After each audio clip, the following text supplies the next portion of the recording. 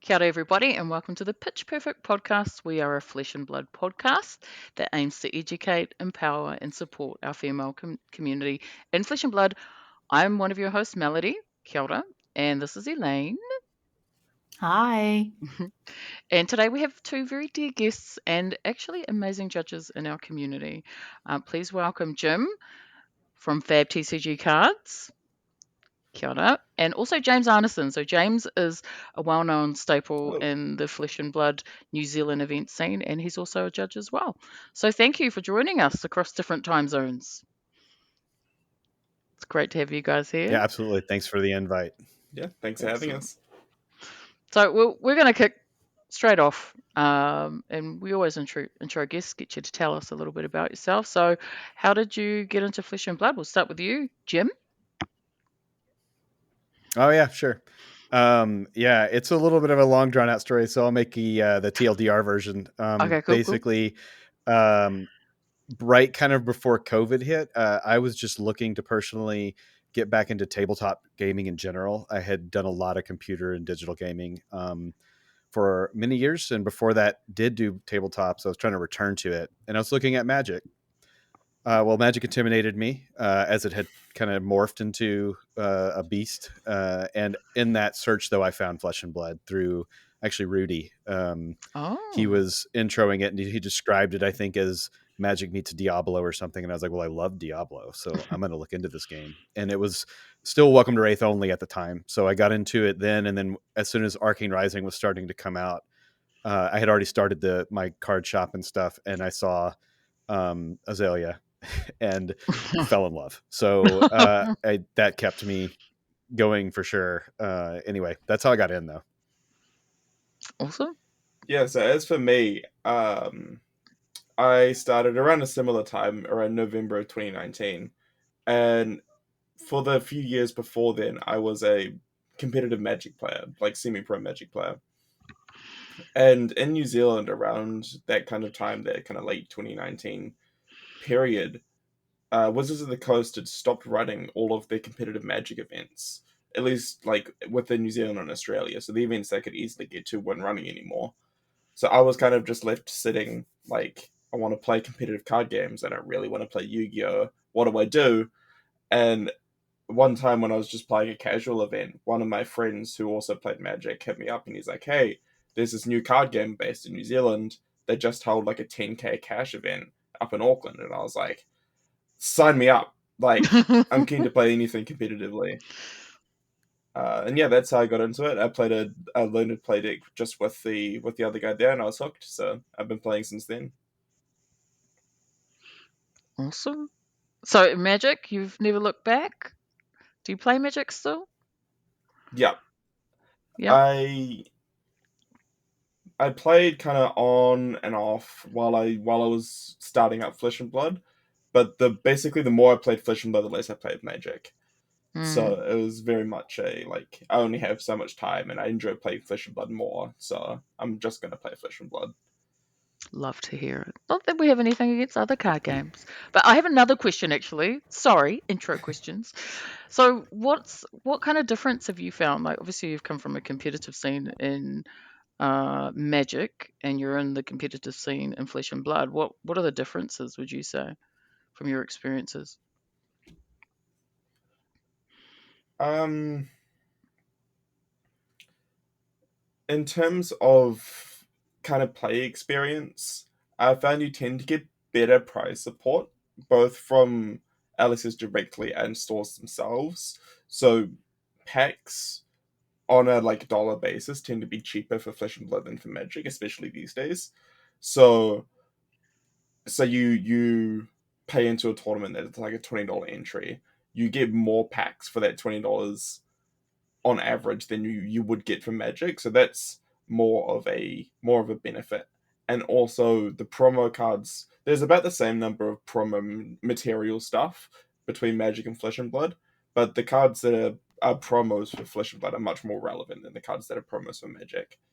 Oh, So that's also really handy. That's So interesting. like you can both use and sell for decent money the promos that you get. That's really interesting. I've never heard anyone mm. answer the question like that. Like when talking about differences between Magic and Flesh and Blood in a competitive sense, I've never heard anyone talk about like the price supports or like packs per win type of deal that you would get. Because I think pack per win is pretty common here in Flesh and Blood, and I have noticed sometimes like playing in armories and getting the promos that the LGS workers will like comment on how cool our promos are, and like that they'll like ask us about the promos that we're getting, like if they're relevant and that they really like the art, or like they'll have questions about it, and they'll be like Magic players that are interested in our promos. So I just made that connection. I think it's a cool point to bring up. And what about the people? From a competitor sort of standpoint, is there a difference Um, in players? I'm really interested. at least the places that I've played at, the places where I played both Magic and Flesh and Blood, about half of the people that play Flesh and Blood used to play Magic. So it's a lot Mm, of kind of the same people. But where the people are different, I found that they're a lot more relaxed, a lot more laid back, whereas people with Magic tend to be very like EV based for everything. And they didn't really want to just kind of chill out and play the game. Where I found that a lot of people that come into Flesh and Blood not from Magic, so if they come from Yu-Gi-Oh or like Pokemon or some other card game or no card game at all, um, they tend to be a lot more relaxed and they make the game a lot more accessible, a lot more enjoyable, just from a casual perspective. And even sometimes in competitive play, people are just a lot more relaxed and just let you kind of have fun with the game. okay. Thank you. Interesting perspectives. And Elaine, did you want to take us through our other questions? Is your cat there? I see you looking Yeah, down. Mo, I've started locking the no, I started locking my cats in the room, and then I stuff a blanket like under the door, try and keep their noise to a minimum. They can be a bit rambunctious, but anyway, Rambunctious. let's move on to the main topic of this episode, which is just judging. And you guys are both judges here. Judges are a really critical part of our community. Obviously, we could not have competitive play without them. So I'm kind of curious from both of you guys, what inspired you to want to become a judge? Jim, we can start with you. Sure. Yeah, actually, it was almost out of necessity. Mm, When again, I was started, fairly early actually for Flesh and Blood, and in the U.S. it did take a little longer to catch on. So when I was first playing, there was only one small shop in the whole like DC metro area that was carrying the product, and were running events. Well, we were hoping to get some of the like I think it was a Road to Nationals, maybe that was like one of the first ones that they got awarded, like a big event to do. And there wasn't a judge at the time, so I had been doing a lot to just try to, in general, help spark the community. We were doing like making welcome decks, running learn to plays, all that kind of stuff. And so I just thought, well, another way that we can help is to try to get a judge community started. So, yeah, I actually was emailing LSS because there wasn't at the time a like a quiz or a way to kind of oh, progress online, I guess. So I was going back and forth and saying, hey, we want to do have a judge for upcoming events, et cetera. And then actually shortly after that is when they did launch the first kind of judge program, and they were only giving out invites to take the exam to people that stores nominated to judge for events. And so the store nominated me, or one of the stores did. At that point we had more than one store, and ended up becoming a judge through that, and then going from there. That's interesting. So it was more of just like a need from the community, so that you Yeah, guys and could I start just building really it. enjoyed that aspect of like helping get the community started, mm, and looked at it that way. I do enjoy judging as well, but it really was, the motivation was just that we needed a judge, and so I just kind of said, well, yeah, let me give it a shot. Oh, Awesome. How about yourself, James? Was it also a need you saw in the community, or just Um, something you were interested in? a little bit yes, and a little bit more just kind of helping people with rules questions was something I was already doing just while I was playing. Um, I got my judge certification in it was either October or November of 2021. It might have been 2020 actually. It was a while ago. It was while I was still living in Hamilton. And at the time, I was already kind of a senior player. I was the person showing up to every armory, which is just once a week. But I was traveling to Auckland, which is about an hour's drive north of Hamilton, to play all of their big events. Um, and so I was basically the person that knew everything. So everyone kind of just came to me with all of their different like rules questions. And at one point, the store that was running the events in Hamilton was like, "Hey, we need a judge." So I was like, "Yeah, I mean, I basically already do all of the like rules questions and such for the community. So why don't I just become the judge?" Um, and yeah, especially once I moved up to Auckland. I moved up to Auckland at the beginning of last year. Um, I started doing a lot more judging because there were a lot more events up there that needed a judge. And although Auckland's a big city, there weren't that many judges. So I found myself judging a lot of events. And you still are, aren't you? That's awesome. Still are, yeah. Uh, I love the kind of role that you guys both stepped into to just kind of fulfill that judge duty, of wanting to keep growing your community. So give us your resume, so to say.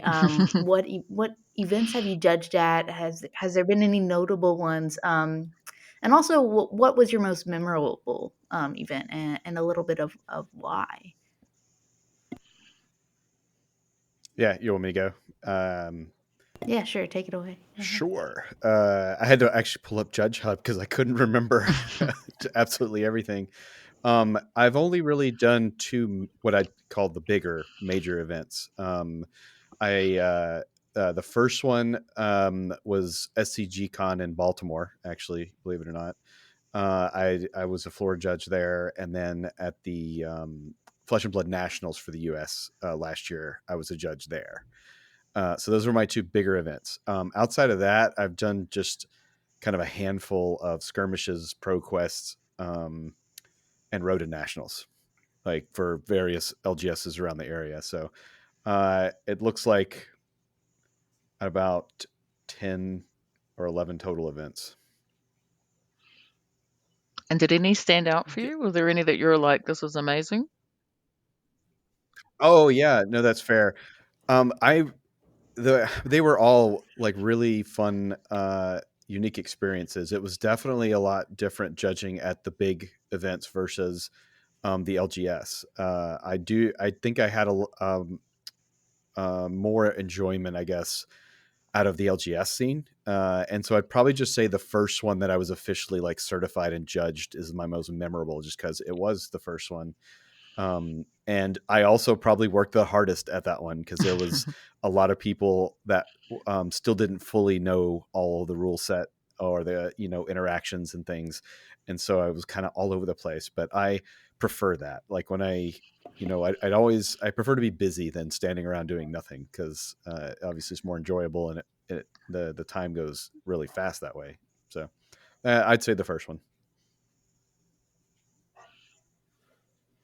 Over to you, James. Yeah. Do So for me, I have a similar story about how many events I've judged. I've judged a handful of pro quests, road to nationals, and skirmishes.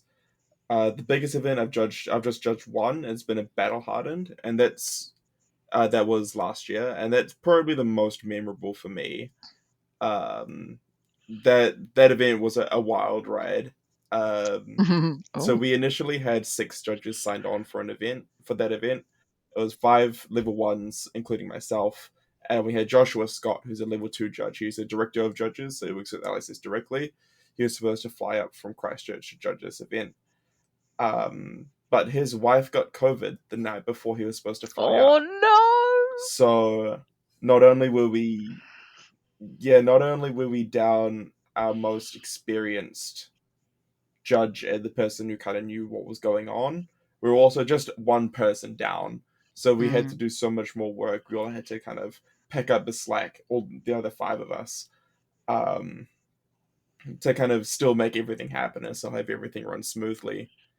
Um, that's not even the end of it either.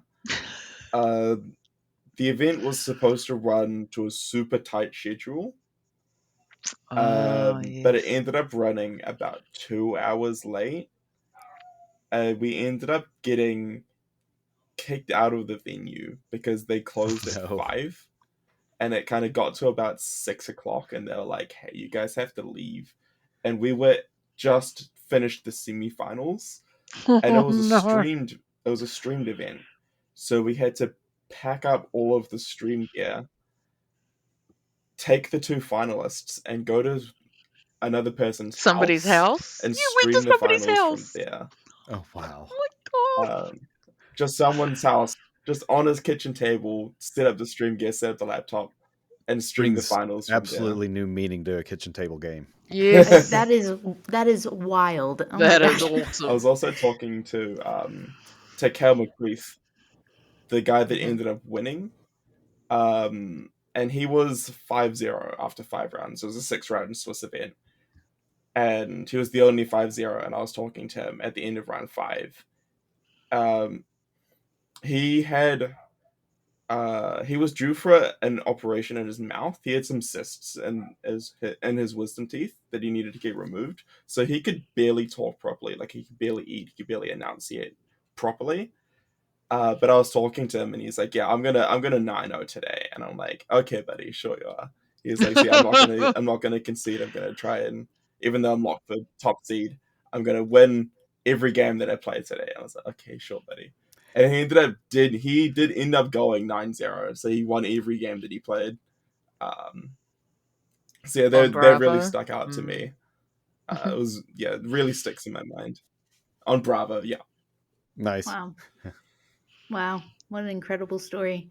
What a roller I love coaster. that. This is kind of a off question I didn't really think about until listening to you guys both talk. Do you like get nervous? You know, just same kind of way you get nervous before playing an event. Do you get nervous before judging an event? I'd say I was nervous at the big event, my first bigger event. In the LGSs, I don't recall being terribly nervous, and it's probably because I knew all the players. Like Mm. I knew everybody kind of in the local scene for the most part. So I was pretty, comfortable about around everybody. The unknown of the bigger event, where it was a lot of players and a lot of people I'd not worked with or known before, that stirred up some nerves. But yeah, that's what I'd say. Yeah, I haven't really been nervous while either preparing to judge an event or judging an event itself.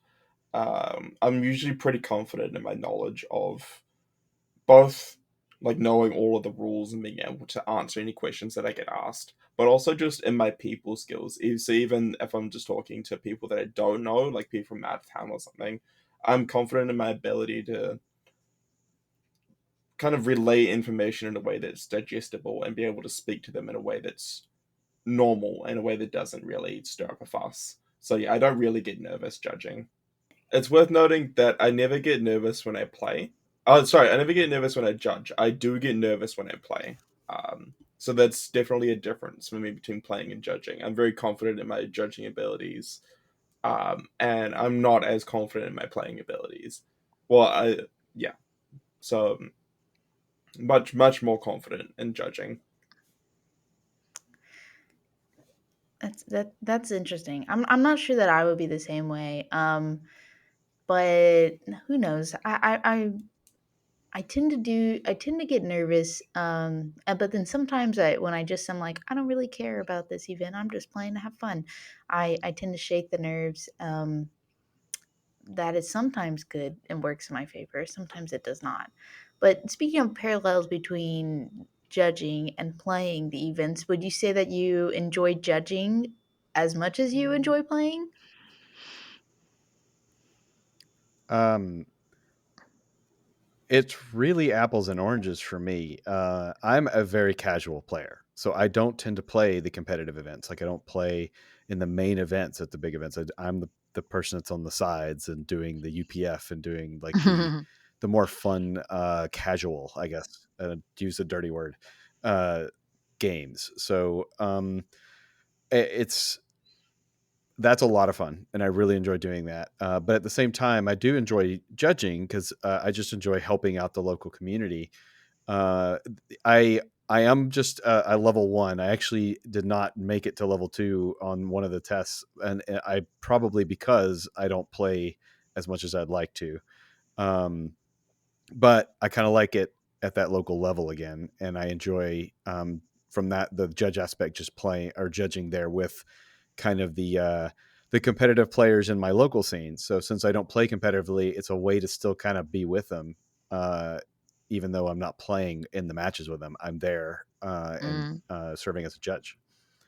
So it's really both of them. It's just about being with people and playing the game, and I get to do it with either judging or playing. What Yeah, about I you, will James? say for me, I do. Yeah, I do enjoy playing more than I enjoy judging, but I still very much enjoy judging.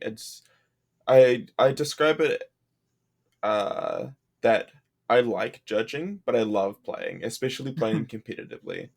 Um, but yeah, I'm also really, really keen to give back to any community that I'm in, and judging is one of the ways that I can give back to the Fish and Blood community. Um, yeah, and just kind of help them out, especially when they're low on judges, or if they um of all the judges there, because a lot of the judges that are in Auckland are also high level players. So if they kind of all want Mm. to play, I'm keen to kind of take over the reins for judging, um, and let them kind of do their thing and just be like, I'll play the next one. You guys can play this one. That's kind of leads us into the next set of questions, which is around judge distribution. Like, are there enough judges in your area in New Zealand? I don't know if there's we don't have heaps and heaps of judges. Um, so that's the question: is are there enough judges in your area? Do you think there's an opportunity to have more judges, get more judges on board? We'll start with you, James, in New Zealand. Yeah. Oh, sorry. Right. Um, so there's a really interesting thing that I've noticed within New Zealand and then within Auckland itself, where there's quite a lot of judges within the greater New Zealand area, um, Mm, but not really a lot in Auckland. The last time that I looked, about 30 or so judges within New Zealand, the whole of New Zealand, but only about 4 to 6 of them are within Auckland. I actually oh, brought this up in some group chats, and I one of the things that I always say, especially with something like judging, is that many hands make light work, and I don't really want one person to be doing all of the judging everywhere. And I brought this up to one of the local play groups, and they agreed with me, and I ended up having like 4 or 5 people within that group take the judge test that day, and really? at least a few of them passed their test. So, um, yeah, so there's a few more judges now because of me in Auckland, which I'm really proud of. That's awesome. Yeah, that's awesome. That's definitely something to be proud of, I would say. How about you, Jim? How is the judge distribution over here? It's not bad actually. We have several level twos in our area, Oh. um, and I'd say a healthy amount of judges. So there's always room for more. And actually, just in this last round of ProQuest, there were a couple of them that we were scrambling to find coverage. Obviously, we all coordinate together on our kind of like area Discord, etc., and try to help fill roles as the stores need them, etc. So there's definitely room for more. And actually, after the ProQuest season kind of ended, I did a post in our community group to basically kind of pitch applying, doing try the level 0, see how you do, and then kind of go from there. And that it can be rewarding. The more of us there are, the less that actually have to go to judge, etc. So just try to pitch to get more judges on board. That's awesome. And that also leads into another question. So, we thought it'd be really cool, like if you had an elevator pitch to try to sell the role of a judge to someone, and you've got 30 seconds, what would you say? How would you sell it? For all those listeners listening that are thinking, maybe I want to become a judge. We'll start with you, James. Go. He's thinking. Right. Um.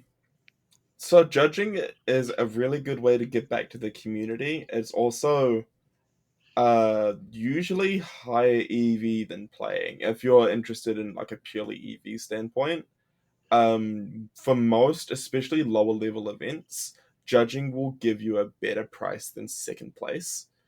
And that's what's driven me to judge quite a lot of the smaller events. Is I get much more prizing for judging than I would for playing, unless I get literally first place. And with the play group that I have, especially now here in Auckland, I'm not very likely to get first place a tremendous amount of the time. So judging is very high EV for me. Awesome. Thank you. Jim, have you got your elevator pitch?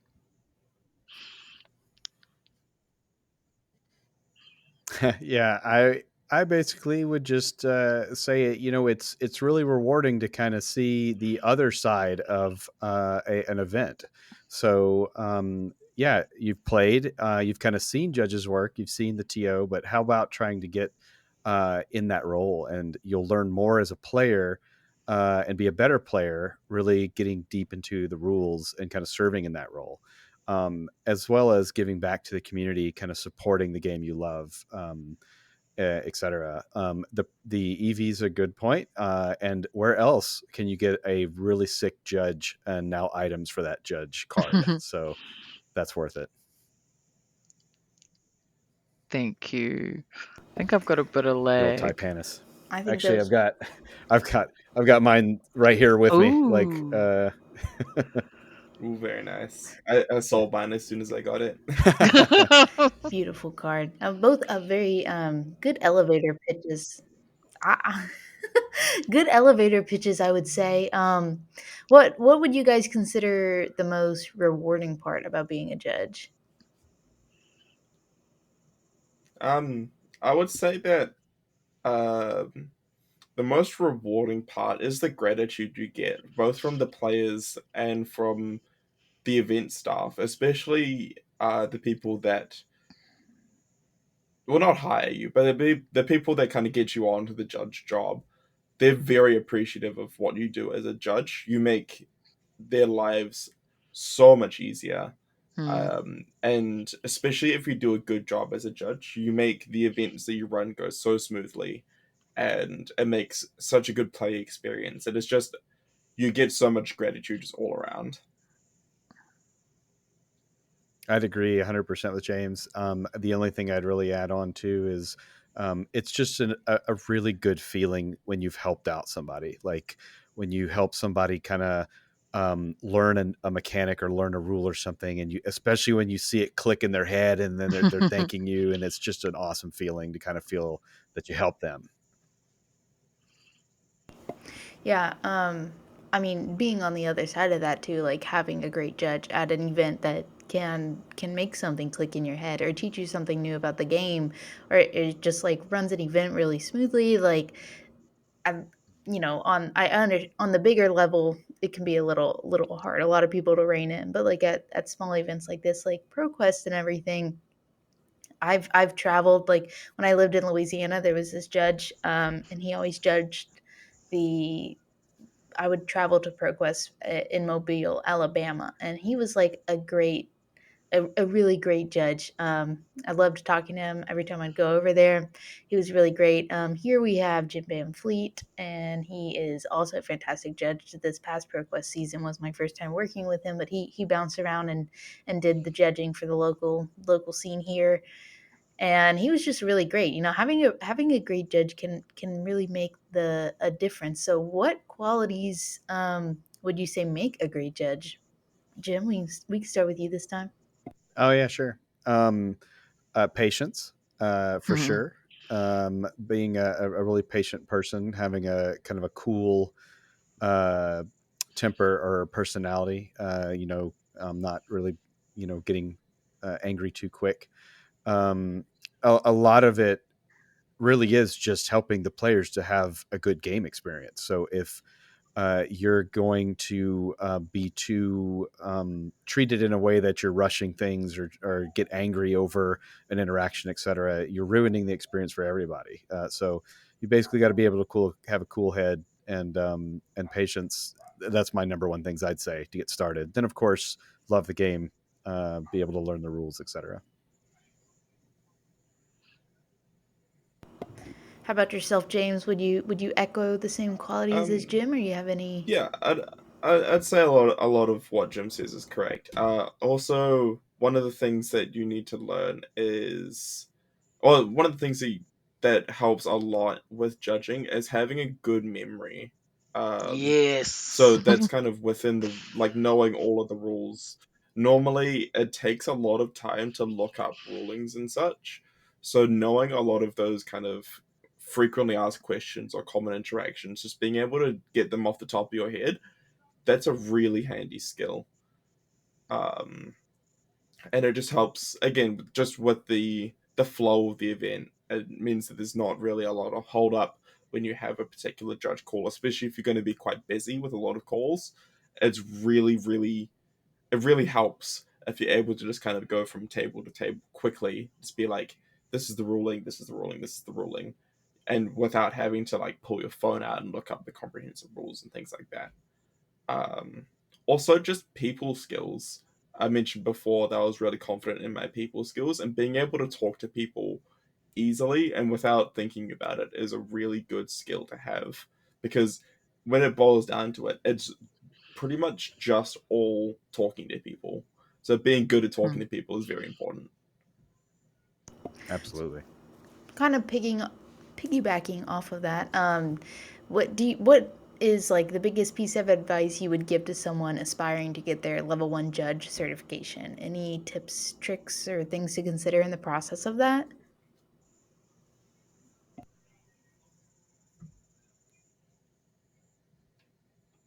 Um, One thing that I would say is when you're doing your level 0 or level 1 tests, just keep in mind that you have 24 hours to do each of your judge tests, and they are open book. So you can take all the time in the world. You can look up all of the rulings. You usually be able to find the answer to almost any question on the FabTCG website. Um, so you can really take your time and be able to know all of the rulings and know that they're correct just from looking enough. And also, one thing I'd kind of advise for is to read the questions super, super carefully. They are designed to try and trip you up, because you aren't going to get very many questions in person that are worded the exact same way they should be worded, like in the rules. So you're going to have a lot of interpretation when you Mm. get questions. So the judge test um, reflects that. There's a lot of things that are awkwardly worded, and you have to try and navigate your way through them to get the exact answer that they're looking for. That's really good insight and so interesting. I would I'd 100% echo the take your time, the whole 24-hour thing. I It's also comes into the patience of being a judge as well. It take your time, read the question really, and go back. Like that was the one thing that helped me some too. Is even after you've answered them, before I submit, I go right back through and kind of reread and double check my answers and what am I gonna, is this how I want to go? Yeah, 100%. I think some really good pieces of advice here. You guys have like I've never seriously considered being a judge, but I've also guess I've never given it much thought in that. So I mean, these are things that I'm kind of finding interesting. You're opening my mind to things that I've never thought about before. Take the Um, level 0 because you can really kind of get a feel for what it would, how it goes and what it's like. And obviously, you can take that. I'm pretty sure there's no penalty or timeout, so it's Yeah, like you can just take it as that, many times as you want and take it that's over and over correct. and over. Yeah, there's how no Um, long? penalty. You get yeah, infinite retries. I know you said you have 24 hours to complete it, but like, how long does it usually take? Uh, uh, there was actually a joke when I was pitching doing the judge exam to the Auckland boys. One guy, he did the test and he was like, "I'm just see how long it takes me just to like click buttons," and he finished the test in 7 minutes. Of Seven course, he failed minutes. that. He didn't really take his time or read the questions properly at all. But 7 minutes. When I did the tests, I did the test when it was level one test when it was all one test of 40 questions and not the two tests broken up into 20 questions each. And that took me about an hour and a half. Okay. So All right. I realistically, was coming. I didn't do it all in one sitting. Yeah, yeah. Sorry, Melody. I know there's a bit of a lag. mm, Yeah, I did it in like pieces. So I'd answer a couple questions and I'd go off and take a break and then come back and answer a couple more. Um, I didn't use the full 24-hour window. I think actually I started on it in an evening and then I actually didn't finish it, went to bed and finished it the next morning. Oh, well, pace yourself. That's a good lesson or idea for pretty much anything. But yeah, I'm usually on the player side of events. I'm always on the player side. Well, I guess unless I'm on the cosplay side, but majority of the time I'm playing at these events. So I have a question for you guys, and that is, what can players like myself who are sitting there playing the events, not judging them, do to make your time as a judge like more enjoyable? don't be a dick.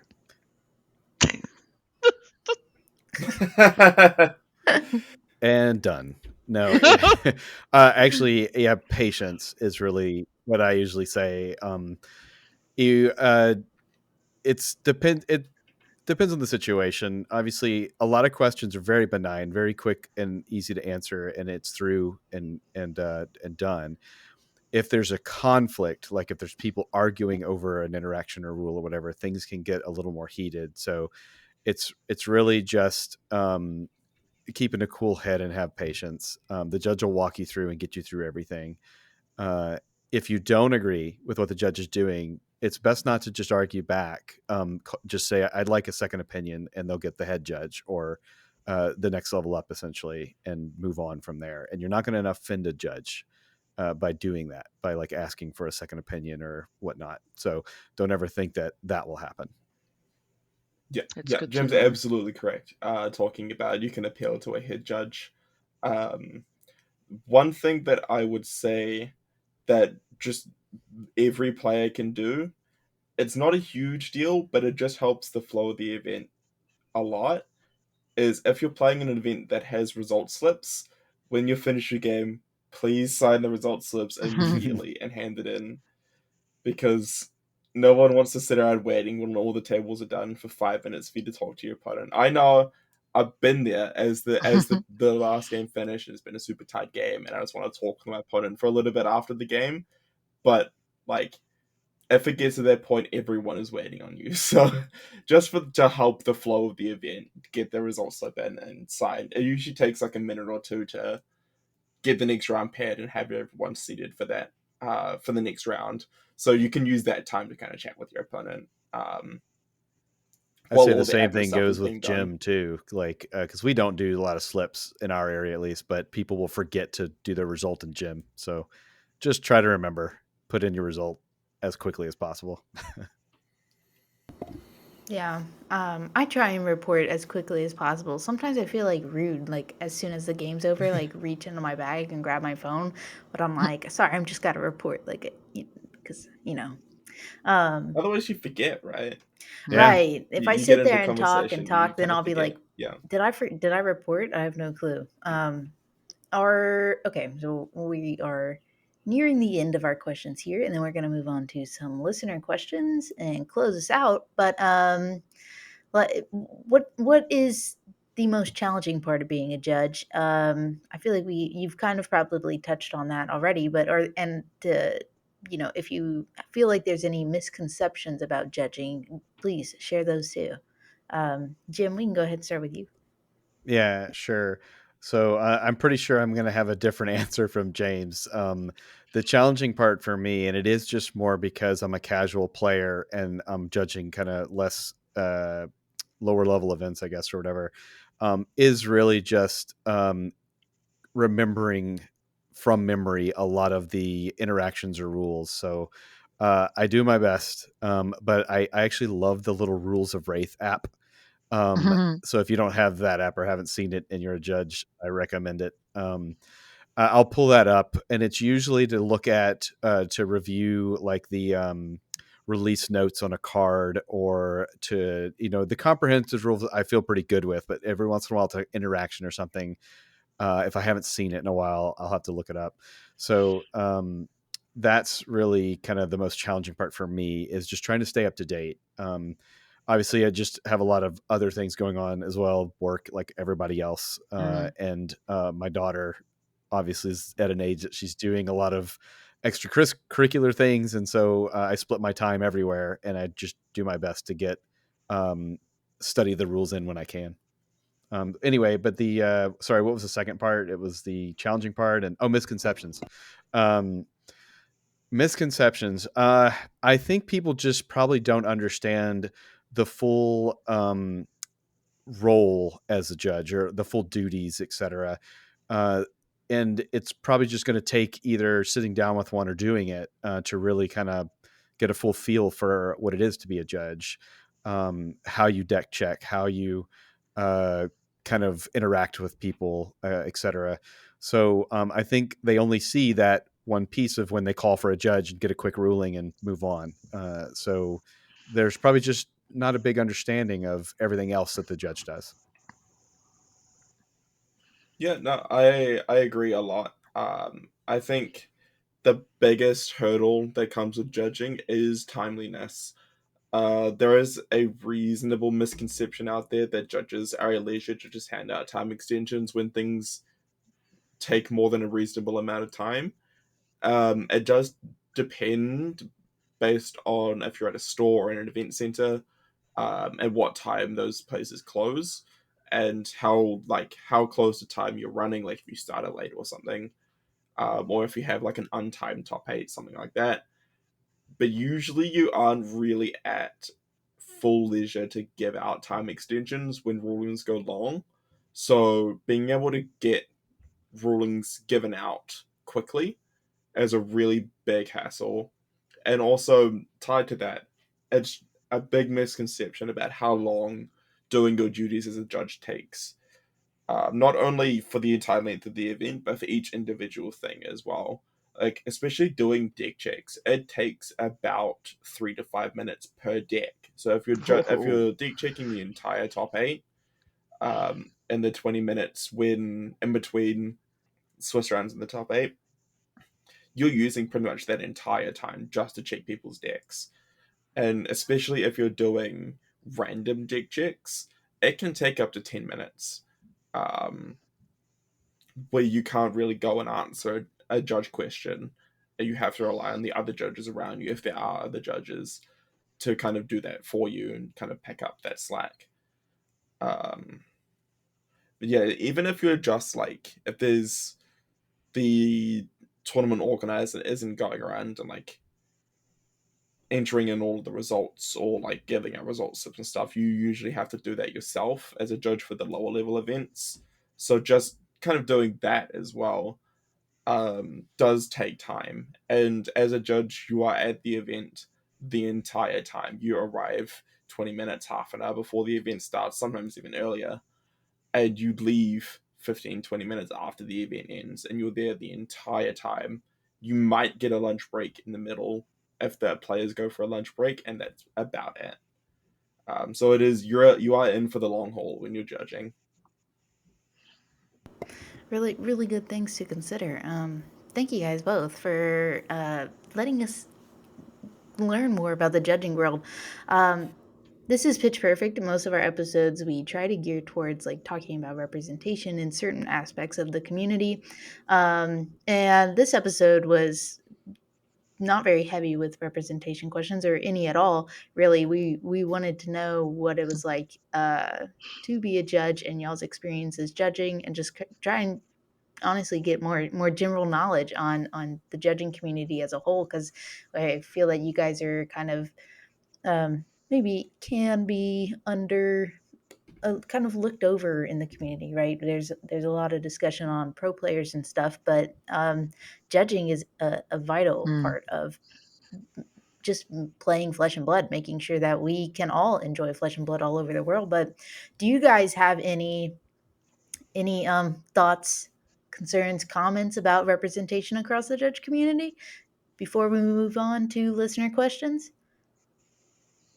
I mean, I can only really speak to most of the U.S. community and the U.S. events that I've judged at, but actually, just among the judges, it all my teams that I've worked on, at least when it's not just me or one or others at the smaller events, were pretty diverse. I was really encouraging to see actually, all across races and sex both. It was very diverse, so it was really cool. Like, and if you go and look at some of the judge like group pictures, they a lot of the stores will put them up there. You can see it. So it's really encouraging to see that, because you definitely get different takes from different groups of people. So learning that is part of the joy of kind of judging it in a environment that is as diverse as it is. I'd have to agree with you, Jim. Honestly, here in the U.S., I've played in many big events, attended many big events, and you kind of see the same judges from event to event, right? It, Yeah, it happens, and you come to know if you go to every calling or whatever, even just pro touring callings and world premieres, like myself, you get to know many of the judges. yep, We absolutely. know each other. We met, Yeah. and I feel like the representation here is pretty good. I love the judges. The ratio seems to be a lot higher than it is on the player side. So it's encouraging to see how do you feel about it over there in New Zealand, James? Yeah, I'd say that I've been in quite a few different card gaming communities, both as a player and as a judge, and I'd say that Flesh and Blood definitely has um, the most diverse both player base and judge team of any card game that I've seen, and it is by some distance. That doesn't always come across, especially in smaller level events. You sometimes do see kind of all the same kind of face, but in larger events like nationals and callings and such, it's a huge mix of every kind of person there. Awesome. Well, I'm very happy to hear that. Mm. We're gonna run through some listener questions real quick. Our first one comes from Adam, Moonside Man. He did the Ragamuffins cosplay and the Null cosplay. And he says, question for Jim. Between Kickstarter, legacy games, and new major franchises launching in 2023, what do you think is FabTCG's major differentiator, and what will keep them relevant and growing into the next year? Oh wow. Yeah, that's it's a good question. I think what really is going to keep FabTCG different from other games, one, its community. I think it's hard to kind of build a uh, good community or whatever from the ground up. And Fab's kind of done that. So that's going to be a challenge for other games, but also just Fab, I think, appeals to a different audience than many of these others that are mentioned. Um, it also the gameplay is just so solid. So uh, the games that are coming out now, we're gonna have to see how their gameplay kind of really is to see how they would compare. But the gameplay is very solid. The art is amazing. I think art's going to set it apart as well. Um, Also, FabTCG really appeals to an older audience. I think some of the stuff coming up now is a little more targeted at a younger audience, or at least kind of like a no age group audience. And I just think that's going to attract different players as well. So part of me thinks that some of that stuff is just getting more people into card games, and then as Hmm. they kind of grow in their card game life, maybe they'll try Fab TCG out. So it could help it grow as well. Cool. Thank you.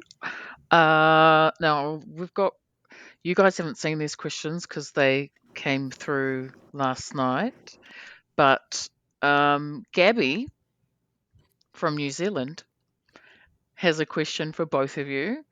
He asked, "What card?" Oh, I think I know what the answer is going to be from you, Jim. What card or hero do you think needs support?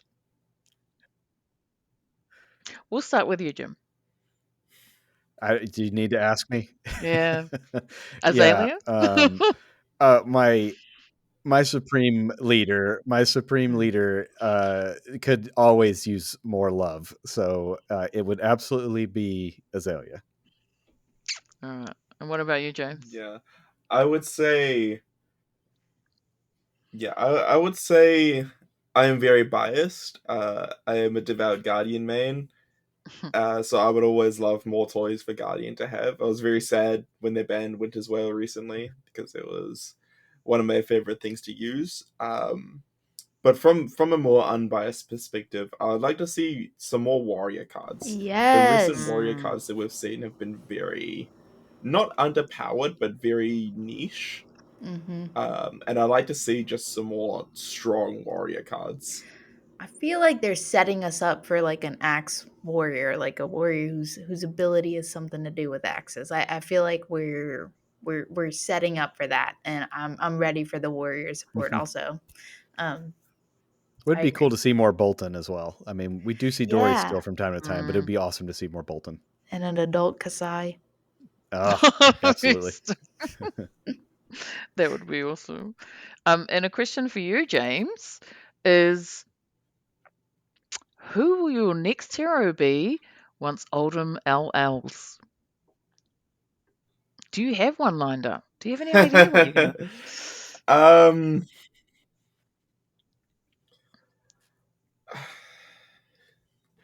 so my kind of second choice is closer to Living Legend than Oldham is. My second choice would be Briar.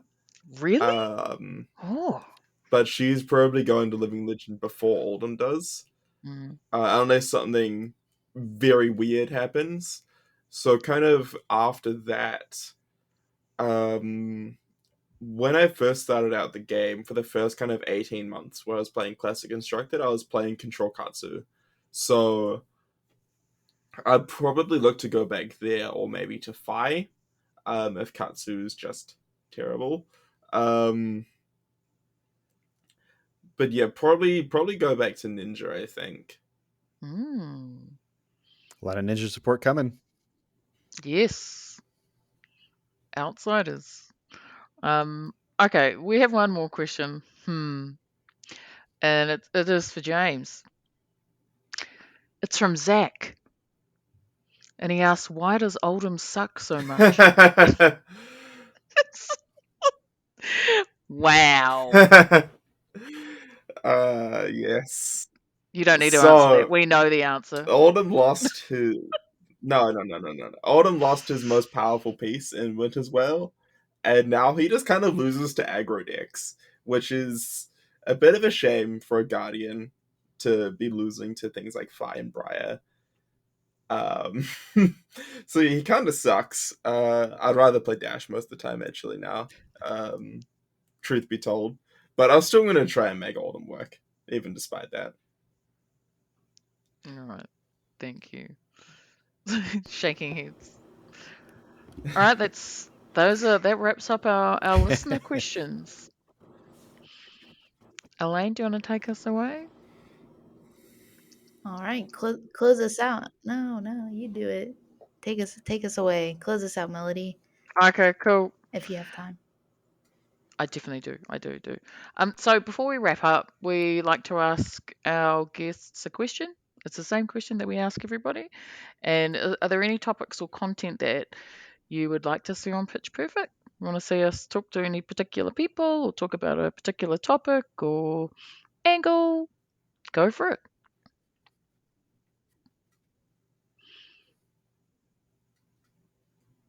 This is for both of you, James, Uh, I Jim. was gonna, yeah, sure. I was gonna suggest, if you haven't yet, some LGS owners having kind of, it'd be cool to see their insight on running games and kind of like how do they see as a store see Flesh and Blood, especially compared to some of the other events that they might run at their store.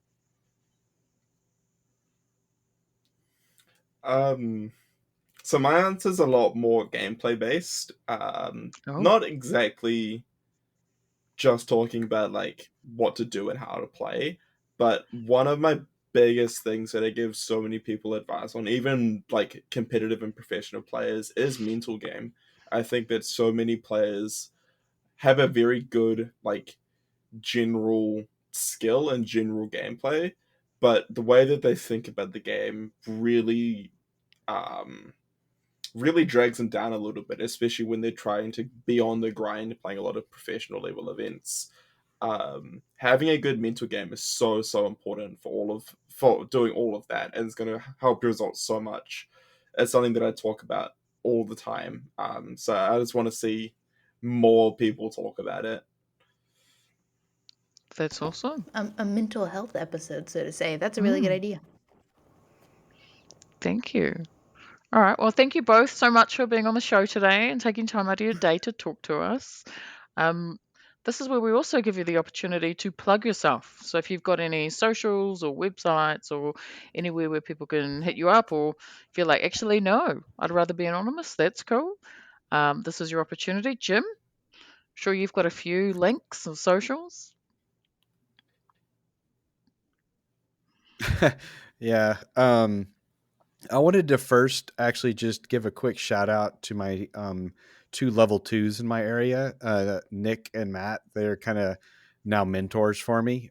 They kind of both started playing at the same time that I did, and we kind of came up in the local community together.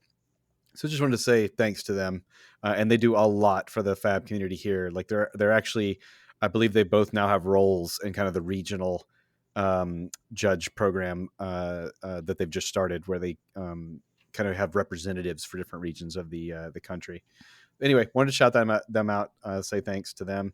But yes, for me, I have my singles website, fabtcgcards.com. It is international. I will ship anywhere in the world. So definitely check me out there. Um, all my social media follows that same name. So my Twitter, my YouTube, my Facebook, Instagram, everything is at fabtcgcards. So you can find me there. I also have to plug the Azalea Cult. It is a not so regular, but roughly twice weekly podcast on Go Again Gaming. Az and I co-host. We actually have decided also we're only going to do live shows from this point forward. So this weekend we have a Oh, live show coming up, and then we're going to continue that. We really like the audience interaction, so that's why we're doing it that way. But definitely go over to Go Again Gaming, subscribe to him, to Az if you haven't. He's got other content as well, but that's where you can find me with him co-hosting the Azalea Cult. thank you. And can Awesome. anyone find We you love anywhere? Az here. He's great. Great. Yes. James? All right. So for me, I don't really use Instagram or Twitter. But I am James Arneson on Discord and sorry, Facebook and YouTube, the same spelling as up here. It ends in en, not on. It's a very common mistake that I get when people spell my name. At the moment, the only video on my YouTube is this old Stavo dig tech that's kind of outdated now. But I also do have a write up series that is a mental game series called the 51st Percent. And I'm probably at some point in the future going to make that into YouTube videos where I kind of talk through different mental game pieces and different tips and tricks that people can do to help improve their mentality toward playing Flesh and Blood specifically, but it's useful in any walk of life pretty much. Oh, that sounds awesome. Sounds That sounds really really cool. insightful. I'll have to check that out. Awesome. Well, thank you Yeah. so much for joining us this week. Enjoy the rest of your week. And to our listeners out there, same. Until next time, ka kite. And we're done. Right.